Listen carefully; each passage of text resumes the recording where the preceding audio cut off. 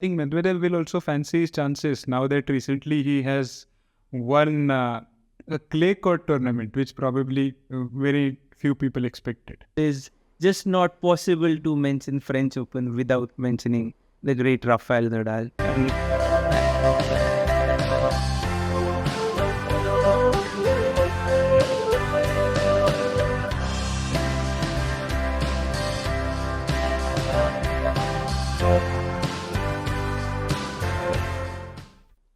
Hi guys, welcome to the Tennis Bytes podcast where we serve you bite-sized information into the world of tennis.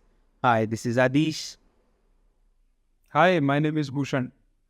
The French Open draw is out and we are so excited to witness the second Grand Slam of the year, which is played on clay starting this Sunday.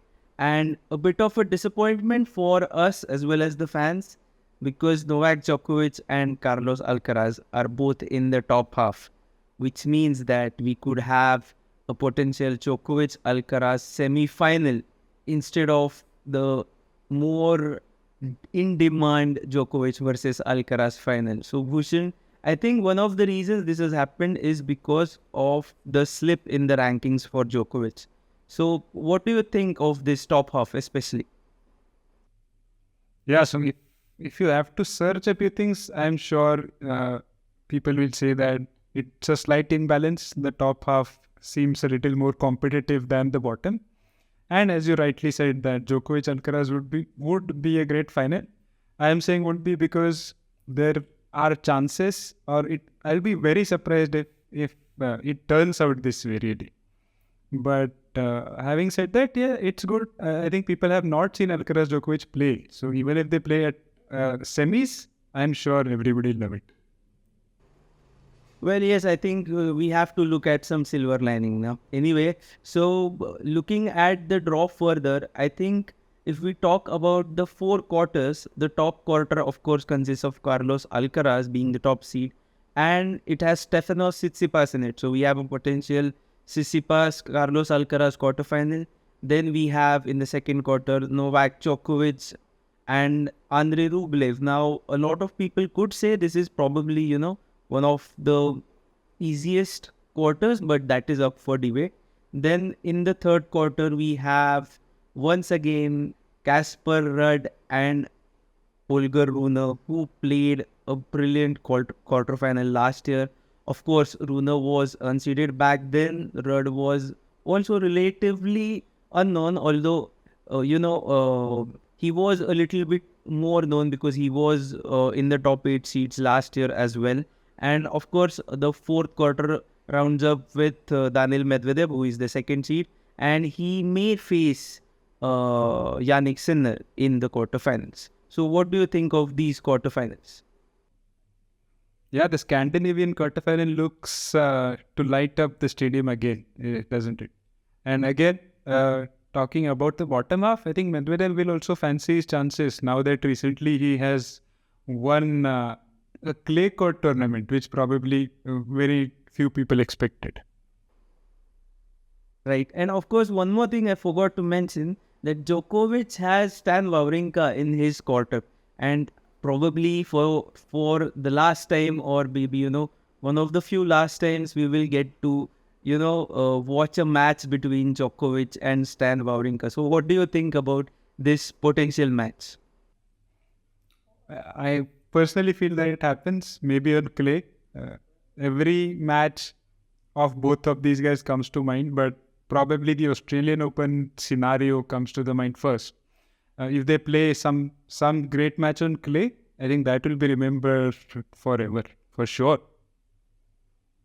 All right. So I think, in the last couple of months, the clay season has been in full throttle, and we have seen, Carlos Alcaraz being the favorite at almost each and every tournament.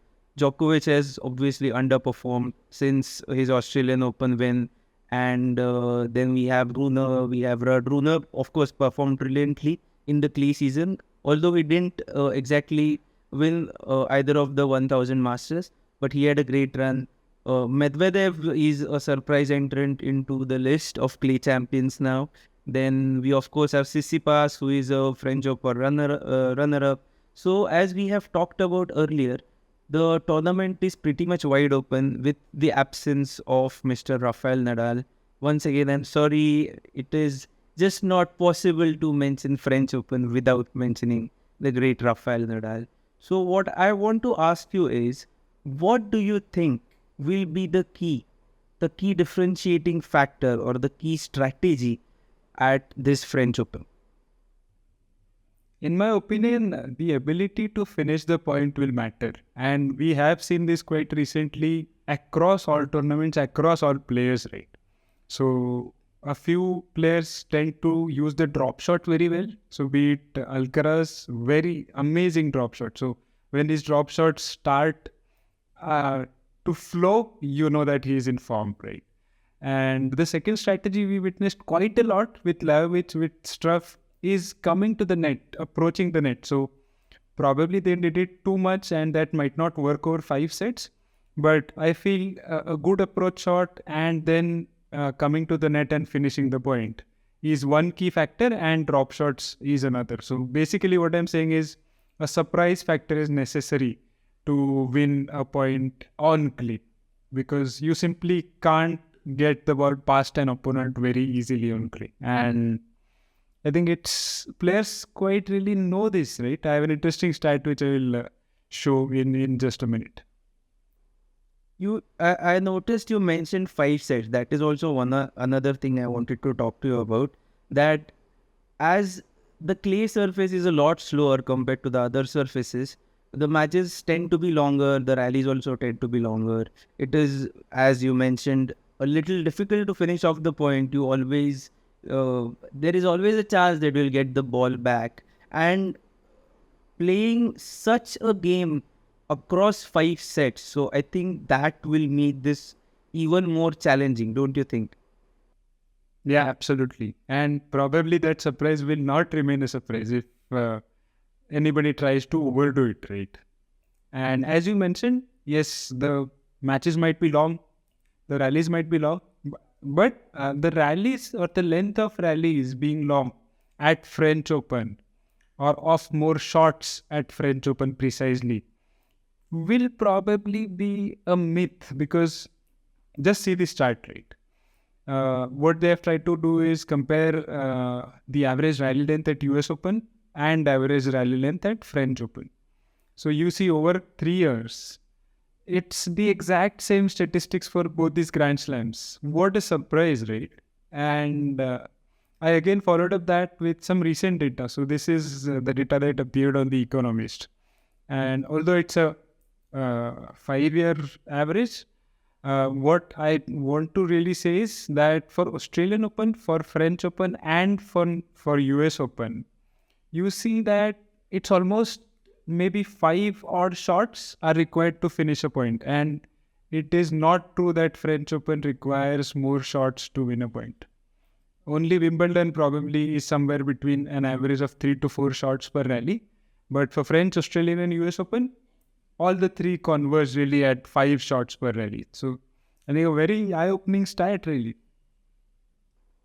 Well, okay, if the data is showing that, then I really don't want to argue with that.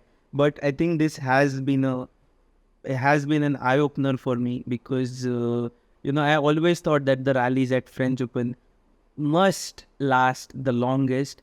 But it may not exactly be just about the rallies. What I think is the most grueling factor here is the extra shot that you need to play.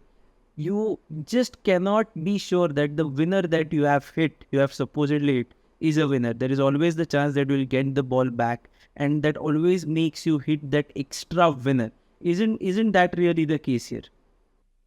Yeah, absolutely. Because if data was the only indicator, then must have had so many grass court players win on French Open as well, right?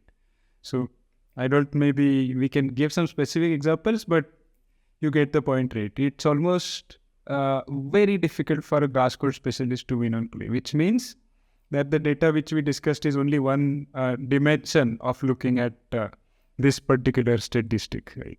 So I think you are right. There are many variables involved, and that is probably what makes it very, very exciting.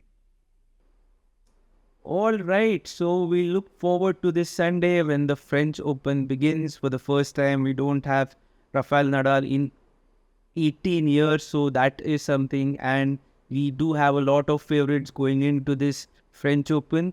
Do let us know in the comment section what you thought about this episode. If you like this video, please do like this video and hit the subscribe button. That's it from our side today. Thank you, bye bye, and take care.